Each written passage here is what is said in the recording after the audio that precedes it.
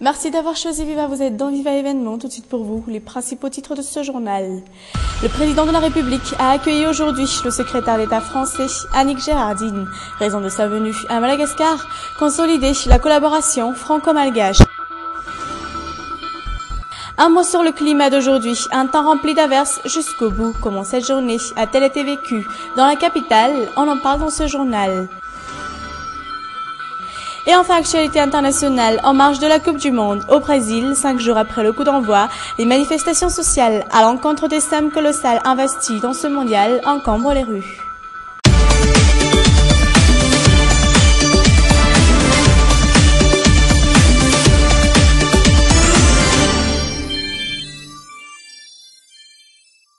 Voilà pour les principaux titres. Bonsoir à tous et bienvenue. Un mot sur le climat d'aujourd'hui pour entamer ce journal.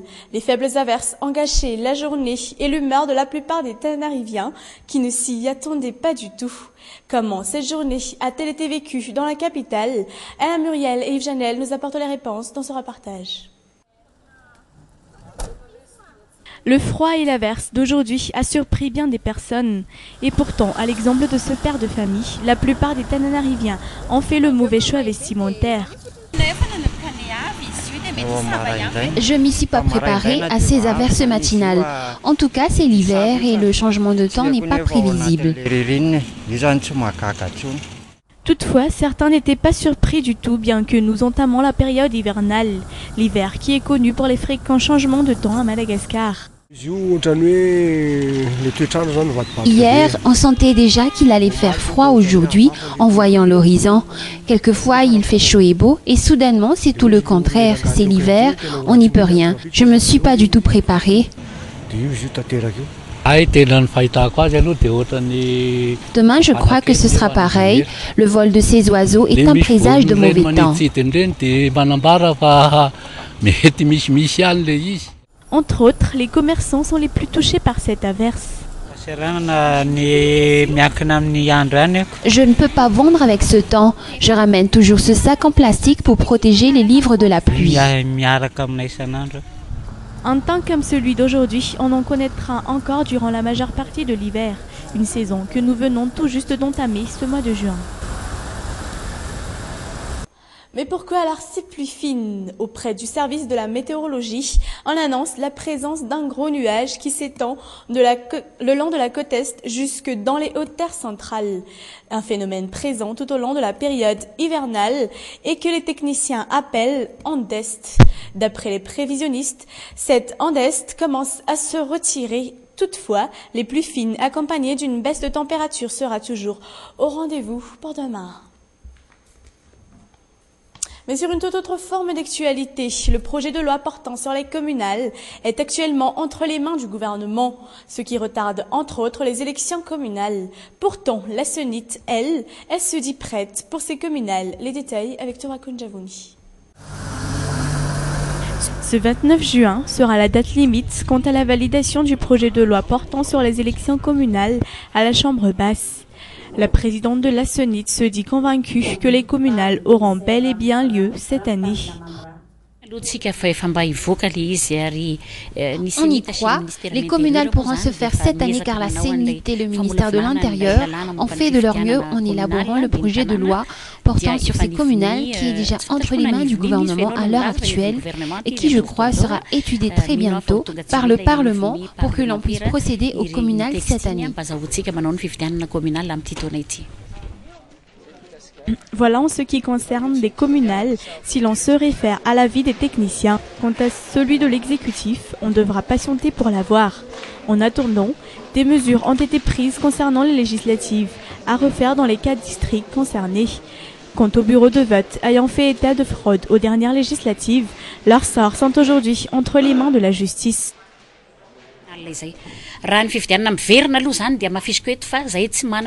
On n'a pas d'instance pénale en ce qui concerne la partie des législatives à refaire. Tout ce que je peux vous dire, c'est que la CENIT a proclamé les résultats des élections comme il se devait. Pendant un Tananaji, où j'étais le coach, j'ai suivi minutieusement les membres de ces bureaux de vote ayant fait état de fraude. Je me suis chargée de les mettre entre les mains de la justice. À Marvoy, le scrutin législatif sera extrêmement sécurisé car les politiciens étant nombreux dans cette région, les fraudes y sont fréquentes en temps d'élection. Les membres des bureaux de vote se laissent très facilement influencer, ce qui favorise les fraudes. La sécurisation des résultats sera dès lors renforcée. Toutefois, la CENIT est prête à prendre en main les communales. Les programmes d'organisation et de sensibilisation aux prochaines élections sont déjà lancés à l'heure actuelle. Mais le président de la République a accueilli aujourd'hui le secrétaire d'État français Annick Girardin au Palais Diavelou. Raison de sa venue à Madagascar, représenter le président français François Hollande l'ayant chargé de certifier que la France est prête à consolider la collaboration franco-malgache. Le sommet de la Commission de l'océan Indien qui se tiendra aux Comores le mois de juillet prochain a aussi été discuté durant cette rencontre entre le chef d'État malgache et le secrétaire d'État français Annick Girardin. Et sur une toute autre forme d'actualité, la restauration auprès des petits restaurants et gargotes de la capitale environnant les établissements scolaires concerne le quotidien de la plupart des étudiants et élèves de la capitale à l'heure du déjeuner. La majorité d'entre eux habitent souvent très loin, alors cela leur permet de gagner du temps à en juger par ce reportage de Zora Mianchou et Nzanjiansu. 12h30, heure du déjeuner pour ce groupe d'élèves d'un établissement scolaire de Manchester. Nir habite à La Sour, une commune rurale située à environ 20 km de la capitale. À cause de cette distance, il ne peut pas se permettre de rentrer chez lui pour déjeuner.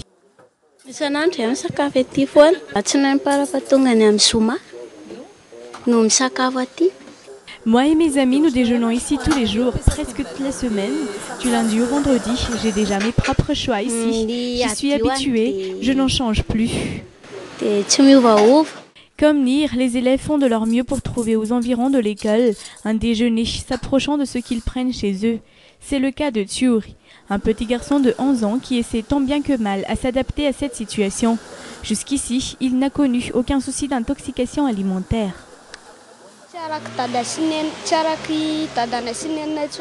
Mes parents travaillent toute la journée, alors ils n'arrivent plus à trouver du temps pour préparer le déjeuner. C'est pourquoi on a décidé que je ne rentrerai plus au déjeuner.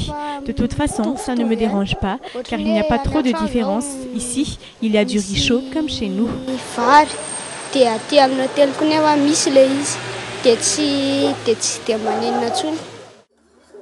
Des déjeuners coïncidant avec un budget général de 2000 ariars par jour comme chez Anch. Ici, la préparation commence tôt, dès 7h du matin pour ne pas rater 12h30, heure où les clients se cumulent.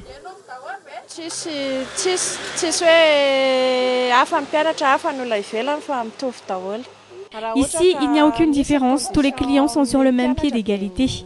Quant aux habitués, ils bénéficient de petits privilèges. Par exemple, s'ils n'ont pas assez d'argent, ils peuvent me payer au lendemain. Cela ne me dérange pas, surtout pour les élèves comme ceux-ci. Les petits restaurants comme chez Anch s'entassent autour des établissements scolaires dans la capitale et ils ne cessent d'augmenter en nombre. Certes, il faudrait sérieusement étudier l'hygiène auprès de ces derniers, car la santé des enfants est en cause. Et en termes d'éducation nationale, les corruptions de toutes sortes seront minutieusement scrutées et réprimandées. À compter de maintenant, le ministre Paul Rabar appelle le Parlement à valider le projet de loi sur la mise en place d'un budget destiné à la construction de nouveaux établissements scolaires, ainsi qu'au projet faisant statuer plus de 75 000 enseignants en fonctionnaires. Et c'est officiel, la campagne de sensibilisation à la scolarisation des enfants est en route. Fianarantsoa était le premier à en bénéficier. À noter que le taux de scolarisation a extrêmement basculé dans le pays à compter de l'année 2010. Reportage. Roapolo isan-jato, io ny salanisa farany ho an'ireo ankizy mitsokan-darina any amin'ny faritra Matsiatrambonina. Tsy ampy mety manana, ao ny tsy fandriampahalemana sy ny tsy fisian'ny kopia. Ray aman-dreny mpianatra ety an-toerana ary mananjanaka 3 milaza ny olany amin'ny tsy fandehanany zanany any an-tsekoly. Zanako efa mianatra fa ny maha-olona fotsiny hoe reto resaka kopia nefany zao no narotako anazy hoe fanontaniana hoe zaza tokony hiditra an-tsekoly nefa ilay zany nampidirina an-tsekoly aza tsy afaka mianatra izy afaka mianatra zany aloha diso azafady izy afaka mianatra fa eto amin'ilay copine problème. Manantona ny fanadinam-panjakana ho amin'ny raina raha ny filazan'ny minisitra ny fitsarana ny fanamboarana kopia ny anivon'ny firaisany anafanganana ny fanamboarana ny antota taratasy ilaina ao amin'ny fanadinana. Iny ange raha vao manao filazam-pahaterana zany ao amin'ny mairie dia tonga dia mahazo kopia ny zaza fa tsy miandry hoe efa nalala hiditra hianatra vao hitadiavana kopia ary tsy andoavam-bola ilay filazam-pahaterana ka tsy tokony izy tsony ane raha tokony izy ny jugement supplétif raha samy tokony andraikitra ny ray aman-dreny rehetra. Efa misy ny fandaharana asa natolotry ny ministry ny fanabeazam-pireneny ho fampidirana amin'ny mpampianatra frama ho mpiasa-panjakana sy ny fananganana sekoly manerina ny nosy. Ao ny olona mpampianatra frama, ao ny mpampianatra frama tsy nandray karama nanomboka tamin'ny volana janoary, ao ny mpampianatra frama tsy nandray karama nanomboka tamin'ny volana mars, ary ao ary ny mpampianatra frama tamin'izay tany Moridava nanomboka efa hoeritaona izao tsy nandray karama. Maintsy mpiarakaraina ny mpampianatra frama.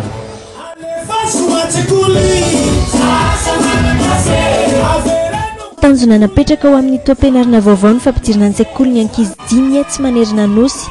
Manantena fiovana avy amin'ny fitondram-panjakana noho izany ny ray aman-dreny, ny mpampianatra ary indrindra ireo mpianatra.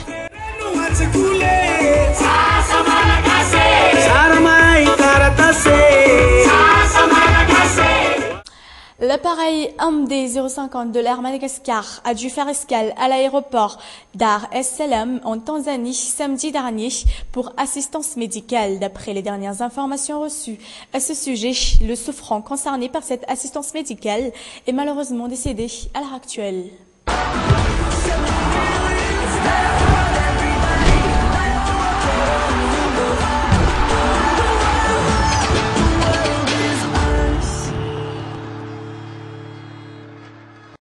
Et oui, nous allons parler du Mondial 2014. On a recueilli pour vous les résultats de tous les matchs d'hier, qui étaient surtout marqués par la victoire des Bleus face à l'Honduras, 3-0.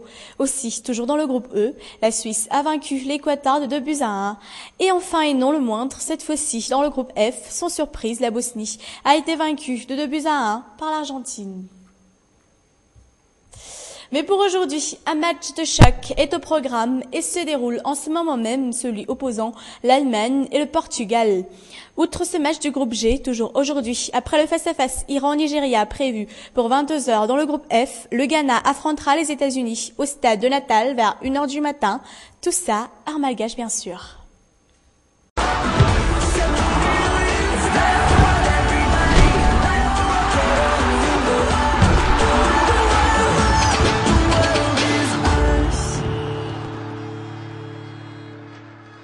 Fin de cette édition, merci à tous de l'avoir suivi jusqu'au bout. Prochain rendez-vous demain à la même heure. En attendant, excellente soirée en notre compagnie. Au revoir.